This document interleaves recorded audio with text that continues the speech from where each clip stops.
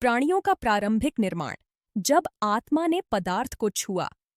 कार्डेक बताते हैं कि प्रारंभ में पृथ्वी में हमारे जैसे जीवन के लिए परिस्थितियां मौजूद नहीं थीं। ग्रह अभी भी चमकते हुए भाप में जल रहा था, प्राचीन महासागरों और गैसों से भरे वातावरण से ढका हुआ। लेकिन जैसे जैसे ग्रह ठंडा हुआ, रासायनिक शक्तियों ने कार्य करना शुरू किया, सरल तत्वों को अधिक जटिल यौगिकों में मिलाते हुए। तभी आध्यात्मिक सिद्धांत व्यवस्थित पदार्थ के संपर्क में आने पर जीवन का उद्भव हुआ। कार्डेक कहते हैं कि जीवन आकस्मिक सृजन नहीं है, बल्कि भौतिक तत्व और बुद्धिमान सिद्धांत के बीच संयुक्त परिणाम है। जीवनदायी तरल, ब्रह्मांडीय तरल का एक उत्सर्जन पदार्थ में प्रवेश करता है और उसे जीवित बनाता है। यह आत्मा और शारीरिक शरीर के बीच मध्यस्थ है।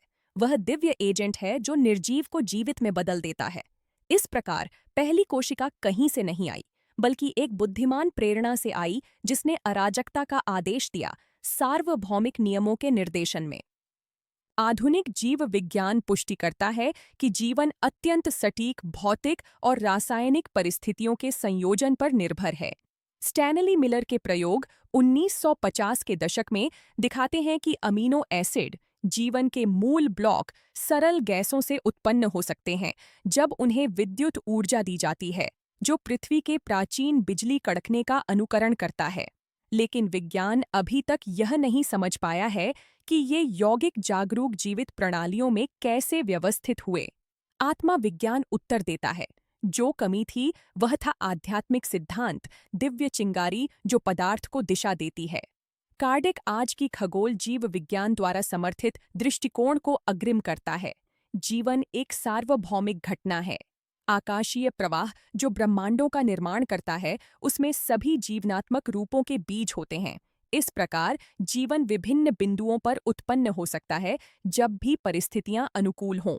आत्मा की कोई सीमा नहीं है। जहां संगठित पदार्थ है, वहां जीवन की संभावना है। क्वांटम भौतिकी इस रहस्य में एक नई समझ जोड़ती है। अणु स्तर पर कण और ऊर्जा के क्षेत्र परस्पर निर्भरता से व्यवहार करते हैं, यह सुझाव देते हुए कि चेतना वास्तविकता की संरचना में भाग लेती है। यह दृष्टिकोण उस स्पिरिटा सिद्धांत के साथ मेल खाता है कि आत्मा मूल कारण है और पदार्थ केवल उपकरण है।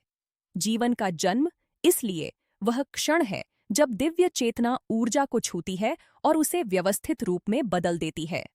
कार्डेक की कथा में पहले प्राणी सरल और अपूर्ण थे, ग्रह की प्रारंभिक परिस्थितियों के अनुकूल।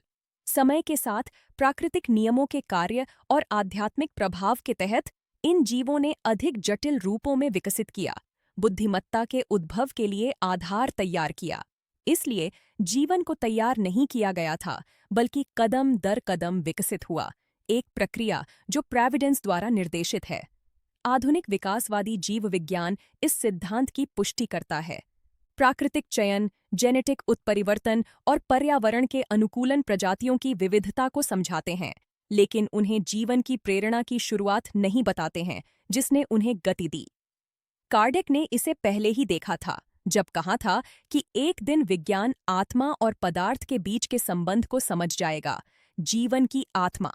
कार्बनिक रसायन और जीन विज्ञान दिखाते हैं कि हर जीवन रूप का मूल कोड समान है, डीएनए। यह जैविक एकता सृजन की आध्यात्मिक एकता को दर्शाती है। प्रत्येक अणु एक दिव्य हस्ताक्षर है। प्रत्येक कोशिका सृजनकर्ता के विचार की एक चिंगारी है। जीवन वह है जिसमें आत्मा अनंत अभिव्यक्तियों में बढ़ रही है। कार्डेक सिखाते हैं कि भौतिक जीवन और आध्यात्मिक जीवन अलग नहीं हैं, बल्कि एक ही नियम के दो पहलू हैं। पहला उस दूसरे का अस्थायी प्रकटन है। पदार्थ सीखने का क्षेत्र है, आत्मा अनंत छात्र है, और जीवन अपनी सभी रूपों में आत्मा का वह विद्यालय है जो पूर्णता की ओर बढ़ रहा है। इसलिए जीवित प्राणियों का प्रथम निर्माण कोई अलौकिक चमत्कार नहीं था, बल्कि यह दिव्य बुद्धिमत्ता का स्वाभाविक कार्य था, जो ब्रह्मांड के अनंत नियमों के माध्यम से किया गया। जहां भी विज्ञान जीवन की खोज करता है, वहां आत्मा की उपस्थिति होगी, जो शांतिपूर्वक प्रत्येक परमाणु को जीवंत कर रही है और प्रकाश की ओर विकास का संचालन कर रही है। यदि इस विचार ने आपको सृष्टि की बुद्धिमत्ता की प्रशंसा करने के लिए प्रेरित किया है, तो इसे साझा करें। क्योंकि जीवित प्राणियों का प्रथम निर्माण समझना यह मानना है कि जीवन ईश्वर की आत्मा है जो पदार्थ में मुस्कुरा रही है और प्रत्येक प्राणी में अनंतता धड़क रही है।